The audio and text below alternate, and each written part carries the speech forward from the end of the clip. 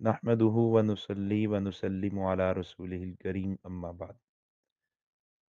محترم سامعین و سامعات، جس طرح قرآن مجید نے نبی کریم صلی اللہ علیہ وسلم کی ختم نبوت کو خاتم النبیین کے صریح لفظ سے بیان کیا ہے، اور ساتھ ساتھ مختلف اسالیب میں مختلف الفاظ کے ساتھ ختم نبوت کے مختلف پہلوؤں کو بھی بیان فرمایا ہے، اسی طرح احادیث میں نبی کریم صلی اللہ علیہ وسلم نے بھی اپنی ختم نبوت کو خاتم النبیین اور خاتم الانبیاء جیسے صریح الفاظ کے ساتھ بھی بیان کیا ہے، اور پھر ختم نبوت کے مختلف پہلوؤں کو بھی بیان فرمایا ہے، جو سب کے سب در حقیقت قرآن مجید کی اسی آیت خاتم النبیین کی تفسیر ہیں اور اسی کی تشریح ہے۔ یا ہم خاتم النبیین کی تفسیر میں رحمت دو عالم صلی اللہ علیہ وسلم کی چند احادیث پیش کرتے ہیں، جس سے بالکل واضح ہو جائے گا کہ خاتم النبیین کا مطلب یہی ہے کہ آپ صلی اللہ علیہ وسلم پر نبوت مکمل ہو کر ختم ہو چکی ہے، آئندہ کسی اور کو نبوت رسالت کا منصب نہیں ملے گا۔ جیسے نبی علیہ السلام نے فرمایا کہ ان مثلی و مثل الانبیاء من قبلی کا مثل رجل بنا بیتن فاحسنہ و اجملہ الا موضع لبنۃ من زوایۃ فجعل الناس یطوفون به ویعجبون له ویقولون هل وضعت هذه اللبنہ قال نبی قال فانا تلک اللبنہ وانا خاتم النبیین۔ یہ حضرت ابو ہریرہ سے روایت ہے اور صحیح مسلم میں موجود ہے، جلد نمبر 2 میں موجود ہے۔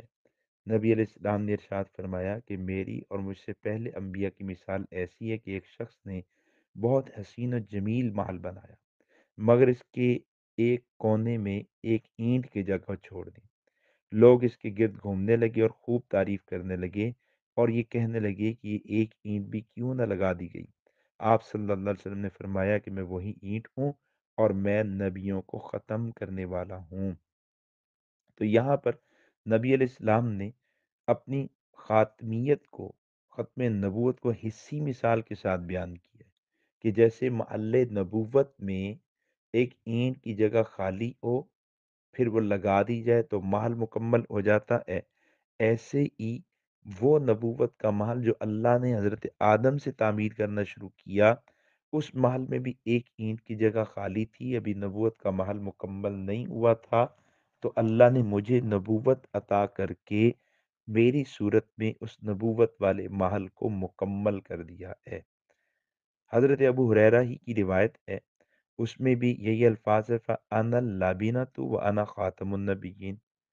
صحیح مسلم میں اگر آپ دیکھیں تو وہاں یہ الفاظ ملتے ہیں جئت فختمت الانبیاء، کہ میں آیا اور میں نے آ کر انبیاء کے سلسلے کو ختم کر دیا۔ اگر آپ اسی روایت کو ترمذی شریف میں دیکھیں تو وہاں پر یہ الفاظ ہیں فختم بی النبیون، کہ مجھ پر انبیاء کا سلسلہ ختم کر دیا گیا۔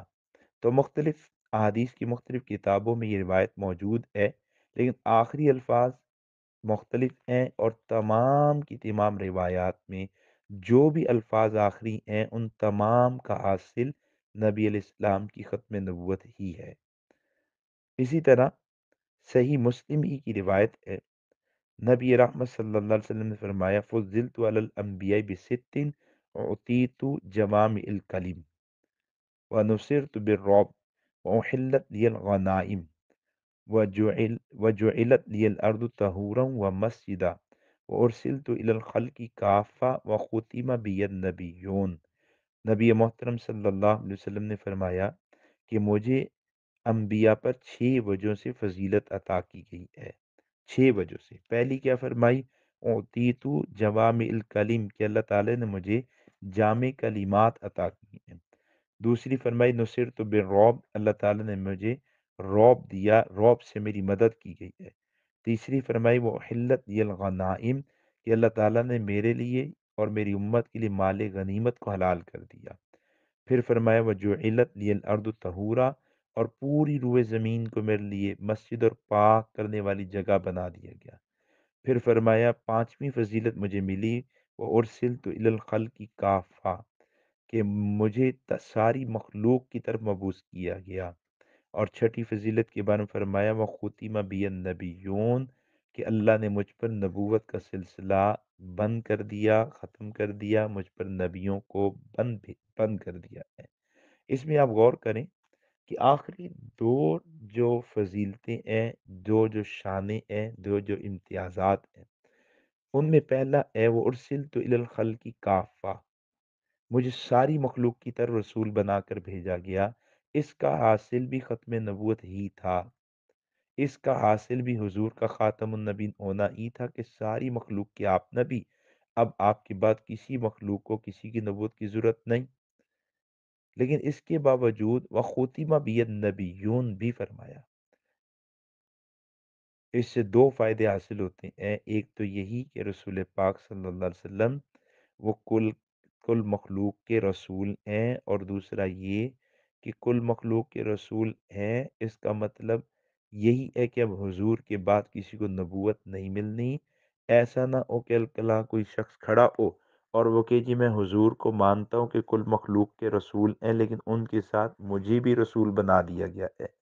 اس لیے فرمایا وہ ختم بھی نبیون، کل مخلوق کے لیے نبوت میری ہے اور میرے بعد نبوت نہیں ہے، مجھ پر نبیوں کا سلسلہ بند کر دیا گیا ہے۔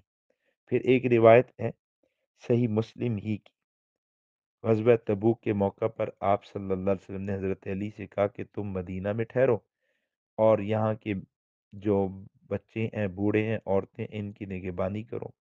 حضرت علی افسردہ ہوئے اور انہوں نے نبی علیہ السلام سے عرض کیا اللہ کے رسول آپ مجھے بچوں اور عورتوں میں چھوڑے جا رہے ہیں۔ اس پر نبی علیہ السلام نے فرمایا اما تردان تکون منی بمنزلتی ہارون من موسیٰ غیر انہ لا نبی بعدی، اہلی کیا تو راضی نہیں کہ تجھے مجھ سے وہی نسبت حاصل ہو جو ہارون کو موسیٰ علیہ السلام سے تھی، مگر یاد رکھ میرے بعد کوئی نبی نہیں، میرے بعد کسی کو نبوت نہیں ملنی۔ روایت بھی ہے دوسری روایت میں انہ لا نبوت بعدی، کہ میرے بعد کسی کو نبوت نہیں ملنی۔ اب قابل غور بات یہ ہے کہ حضرت ہارون کو حضرت موسیٰ علیہ السلام سے تین نسبتیں تھیں۔ پہلی نسبت اخوت کی، دونوں بھائی ہیں۔ دوسری نسبت نبوت کی، دونوں نبی ہیں۔ تیسری نسبت نیابت کی کہ حضرت موسیٰ علیہ السلام طور پر گئے تو حضرت ہارون ان کے نائب ہیں۔ تو جب یہاں نبی علیہ السلام نے فرمایا اما ترد ان تکون منی بمنزلتی ہارون من موسیٰ، اہلی تو مجھ سے ہارون کی طرح ہے، تو ذہن میں آیا کہ جیسے حضرت ہارون بھائی، حضرت علی بھی حضور کے چچا زاد بھائی، اور جیسے حضرت ہارون حضرت موسیٰ کے نائب بنے تو آج حضرت علی بھی حضور کے نائب بنے ہیں، نیابت بھی ہے، اخوت بھی ہے۔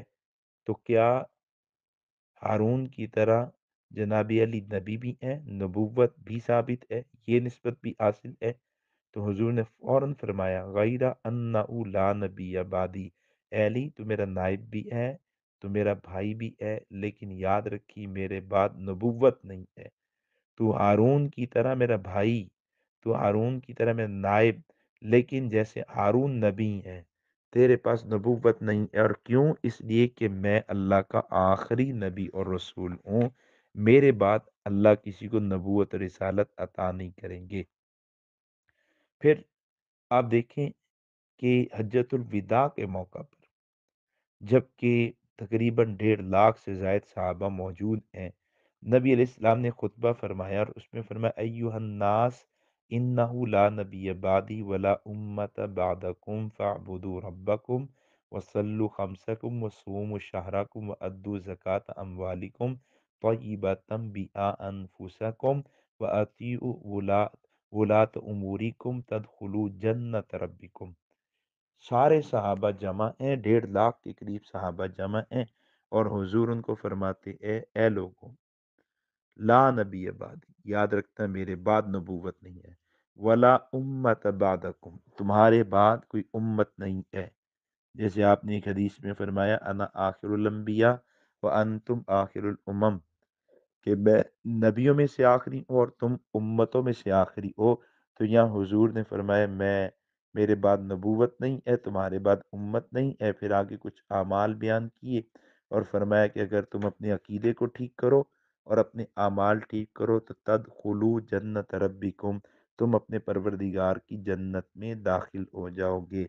اس کے علاوہ بھی بہت سی روایات ہیں جن میں نبی محترم صلی اللہ علیہ وسلم نے، حضرت نبی علیہ السلام نے اپنی ختم نبوت کو بیان کیا ہے اور ختم نبوت کے مختلف پہلوؤں کو بیان کیا ہے۔ اگلی آڈیو میں انشاءاللہ ہم مزید روایات پیش کرتے ہیں۔